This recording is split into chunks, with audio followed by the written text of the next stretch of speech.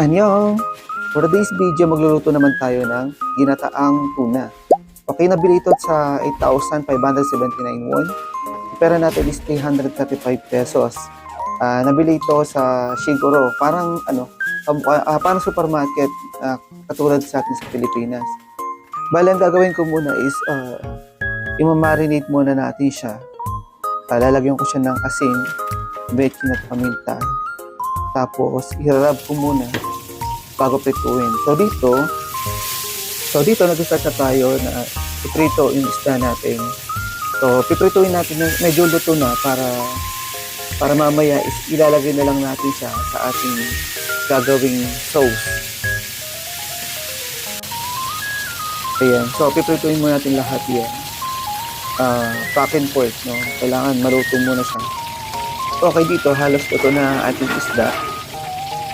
Pagkatapos yan, kapag naluto na lahat, prepare na natin yung ating mga gulay. Okay, bawang, sibuyas, luya, at ang sili. Siyempre, kailangan sili para medyo maanghang. Kasi ginataang tuna ang ating gagawin. So, sinimulan ko na, naglagay na ako ng bawang. So, yung ginamit ko palang mantika dyan ay yung ginamit natin pang prito sa isda. So, nireuse ko lang. Tapos, naglagay na ako ng sibuyas. Tapos, sinabay ko na yung luya.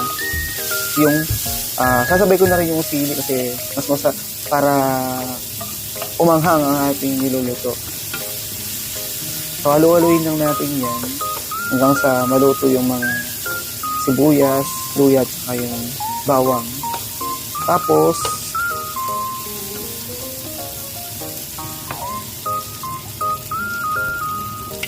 ilalagay na natin yung ating coconut milk o ang ating gata. Okay, nga pala yung gata is yung gata na bili ko sa Ansan Market. Ito nga pala yung gata made from Thailand. So nabili ko 4,000 won. Sa pera natin is 156 pesos. Okay, so inaantay lang natin na kumulo yung ating gata at tapos pag kulo na is nagtitimpla na tayo, nalalagyan na rin natin ng asin, bechin at paminta. Yung asin, bechin at paminta is product na dito sa South Korea. Same lang naman sa atin, parehas lang din naman. Pero yung asin nila medyo kahit hindi siya ganun kaalat. Pero okay na din. Same lang din sa atin.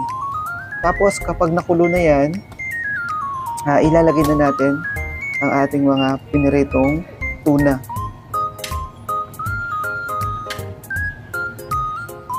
Kapag nailagay na